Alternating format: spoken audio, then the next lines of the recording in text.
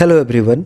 तो आज हम लोग जानने की कोशिश करेंगे कि ये जो हमारा स्काई है, इस स्काई का कलर हमें ब्लू क्यों नज़र आता है। कई बार आप लोगों ने देखा होगा कि ये स्काई हमेशा हमें ब्लू ही नज़र आता है, specially at the Noon time, दोपहर के समय आपको ये स्काई ब्लू नज़र आएगा।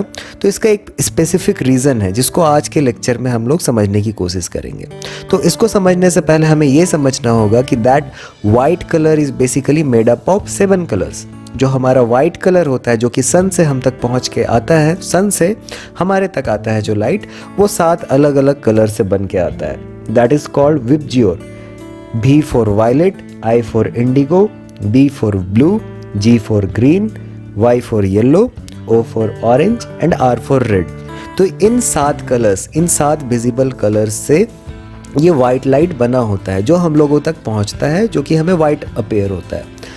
बट ये जो 7 अलग अलग कलर्स हैं, ये अलग अलग कलर हमें अलग क्यों दिखते हैं, उसका रीज़न होता है वेवलेंथ।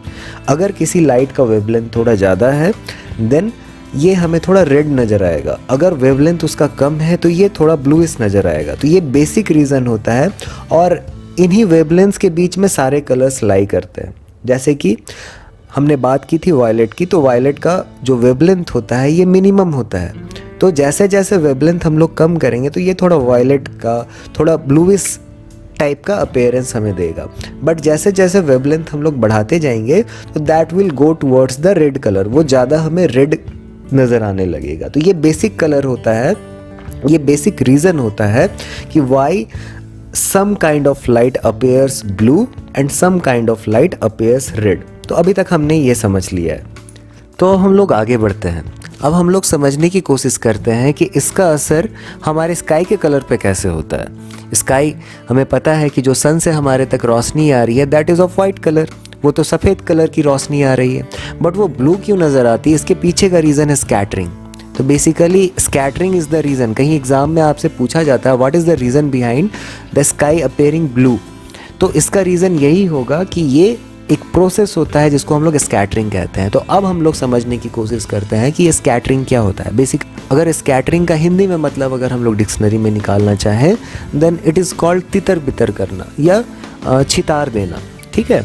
तो ये क्या करता है, स्कैटरिंग एक ऐसा प्रोसेस होता है जहाँ पे हम लोग वाइट को इधर उधर डिस्प्लेस कर देते हैं। That is called scattering in simple word. तो ये क्या होता है, ये स्कैटरिंग कैसे होता है और कौन रिस्पॉन्सिबल होता है इस स्कैटरिंग के लिए, उसके लिए हमें समझना होगा कि जो हमारा एटमॉस्फेयर है, जो हमारे आसपास का जो एयर है, इसमें बहुत सारे छोटे छोटे मॉलिक्यूल्स हैं, जैसे कि ऑक्सीजन हो गया, नाइट्रोजन हो गया, carbon dioxide, hydrogen, helium, argon and numerous other gases. तो ये अलग अलग गैसेस से मिलके बना होता है। बट ये जो गैसेस के मॉलिक्यूल होते हैं बेसिकली ये बहुत छोटे होते हैं। तो ये इतने छोटे होते हैं तो क्या होता है, जब भी इस पर लाइट पड़ता है तो ये लाइट को स्कैटर करते हैं, ये इधर उधर उसे तितर बितर करते हैं। That is the definition of scattering. तो अभी तक हमने समझा कि हाँ, ये लाइट जो है ये जब इन गैसेस के मॉलिक्यूल्स पे फॉल करते हैं तब लाइट की टेंडेंसी होती है कि ये इधर उधर डिस्प्लेस हो जाए, जो कि वहाँ से हमें विजिबल होगा। बट यहाँ पे एक कंडीशन ये होती है कि ये जो हमारे गैसेस के मॉलिक्यूल होते हैं ये बहुत छोटे होते हैं। तो ये इनकी टेंडेंसी होती है कि जिनका वेवलेंथ कम होगा उन गैसेस को ये ज़्यादा स्कैटर करेंगे। जैसा कि हमने पहले ही देखा था कि वायलेट कलर का वेवलेंथ बहुत कम होता है और ये मॉलिक्यूल्स खुद भी बहुत छोटे हैं।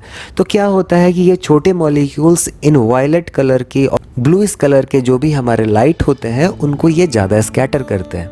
दैट्स वाई अगर इन मॉलिक्यूल्स के डिज़ाइन पे हम लोग थोड़ा सा फोकस करें तो ये इंडिविजुअल मॉलिक्यूल्स, एक एक मॉलिक्यूल क्या करते हैं, जो भी इन पे लाइट फॉल कर रहा है उसमें से ब्लू कलर को ये स्कैटर कर देते हैं मैक्सिमम, और बाकी सारे कलर्स को अलाउ कर देते हैं। तो ये बेसिक रीज़न होता है कि बाकी सारे कलर्स तो यहाँ से पास कर चुके हैं बट ब्लू कलर्स को मैक्सिमम इन्होंने क्या कर दिया, स्कैटर कर दिया। अब जहाँ पे स्कैटरिंग हो रहा है, जिस कारण से स्कैटरिंग हो रहा है, उस चीज़ को अगर हम लोग देखें तो वो हमें कैसा नज़र आएगा, क्योंकि उससे ब्लू कलर निकल के आ रही है हम तक, तो वो चीज़ भी हमें ब्लू ही नज़र आएगा। और हमारे आसपास जो भी एटमॉस्फेयर है वो एयर मॉलिक्यूल से मिलके बना हुआ है, तो ये एयर तो ब्लू कलर ही स्कैटर कर रही है। तो ये एयर पूरा जो हमारा एटमॉस्फेयर है ये हमें देखने पे थोड़ा ब्लूइश नज़र आता है। That is the reason behind that sky appears blue even when the light coming from the sun is white in nature.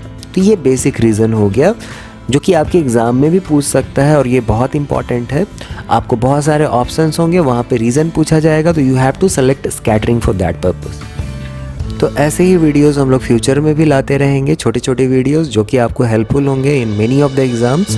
अगर आपको ये वीडियो अच्छा लगता है देन प्लीज़ कमेंट। और नेक्स्ट वीडियो में हम लोग ये जानने की कोशिश करेंगे कि why the sun appears red during the evening time. सूरज हमारा रेडिश क्यों दिखता है ड्यूरिंग द इवनिंग टाइम, शाम के समय ये रेडिश क्यों दिखता है, ये हम लोग नेक्स्ट वीडियो में जानने की कोशिश करेंगे। तो अभी के लिए बस इतना ही, मिलते हैं नेक्स्ट वीडियो में।